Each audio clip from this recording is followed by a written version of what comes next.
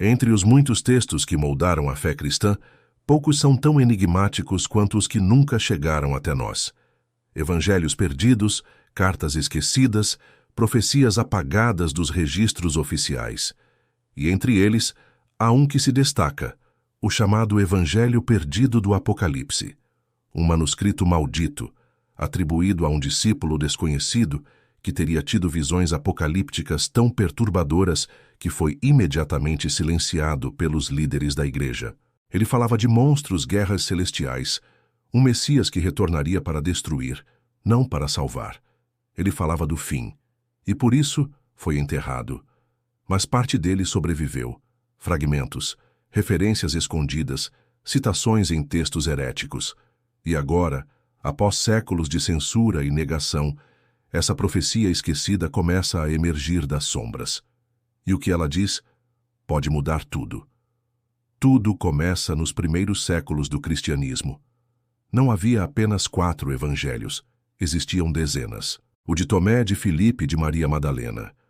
Alguns eram apenas reflexões, outros revelações, e um em particular, mencionado por antigos escritores cristãos como Orígenes e Irineu, era conhecido como o Evangelho da Revelação de Sete. Mas ele não falava de genealogias ou parábolas. Era uma visão, um transe, um mergulho profundo em símbolos apocalípticos. Segundo registros do século III, esse evangelho teria sido escrito por um seguidor dos essênios ou gnósticos, grupos considerados heréticos. Mas o que mais assustava os líderes da igreja não era sua origem, era seu conteúdo. O texto descrevia um mundo prestes a colapsar, céus que se rasgavam, anjos que abandonavam suas funções e um Messias que não pregava amor, mas julgamento, um juiz com olhos de fogo que caminhava entre os reinos celestiais com uma espada que separava verdade de ilusão. A narrativa se chocava com os evangelhos canônicos. Em vez de um Jesus compassivo, surgia uma figura implacável, um redentor que retornaria para confrontar os próprios anjos que traíram sua missão. As 7 trombetas seriam apenas o começo. O texto descrevia 10 sinais, 10 pragas, e o surgimento de uma criatura chamada a Besta de Mármore, um ser que dominaria as religiões do mundo para espalhar a mentira. Muitos estudiosos acreditam que o texto era uma crítica direta à igreja institucional, um ataque velado à estrutura que já se formava nos concílios e palácios do cristianismo nascente. E isso era intolerável. Por isso, o Concílio de Nicéia, no ano 325, não apenas rejeitou esse evangelho, como determinou sua destruição, mas como em toda tentativa de apagar a história, rastros sobreviveram. Em manuscritos apócrifos coptas encontrados em Nag Hammadi, no Egito, há trechos que ecoam as mesmas imagens. Falam de um reino de luz traído por seus próprios guardiões, de um livro dos dias finais, enterrado no deserto, e de uma voz que clama no silêncio. O tempo chegou, mas vocês estavam dormindo. Em 1945, arqueólogos encontraram, entre os pergaminhos de Qumran, um texto fragmentado com símbolos nunca antes vistos. Círculos entrelaçados, olhos que choram sangue, nomes de anjos riscados com tinta vermelha. Esses símbolos coincidem com descrições do Evangelho de Seth em antigos comentários teológicos que sobreviveram. Coincidência? Ou parte de algo que foi cuidadosamente escondido? Entre os fragmentos, um trecho chama a atenção. E veio aquele cuja túnica era como sombra sobre o sol, e em sua mão havia um selo, e todo nome foi apagado, exceto o seu, e o mundo chorou, pois compreendeu que não haveria refúgio. Esse tipo de linguagem é típica da literatura apocalíptica, mas com um detalhe perturbador. O Evangelho parece não anunciar apenas o fim do mundo, mas o fim da própria revelação. Ele afirma que todas as religiões falharam, que os templos foram corrompidos, que os livros sagrados foram adulterados e que a única salvação viria do reconhecimento do engano. O texto afirma: o Senhor verdadeiro não fala em altares, ele sussurra onde há silêncio, mas os homens amontoaram ouro, construíram torres e proclamaram mentiras em seu nome. Isso coloca em xeque não apenas interpretações, mas toda a base institucional da fé. E talvez por isso o texto tenha sido enterrado. Nos arquivos secretos do Vaticano, há menções a uma revelatio interdicta, uma revelação proibida. Teólogos dissidentes como Giordano Bruno e Jacob Böhme mencionaram a existência de um evangelho que mostrava o que viria após o Apocalipse, algo além do juízo final.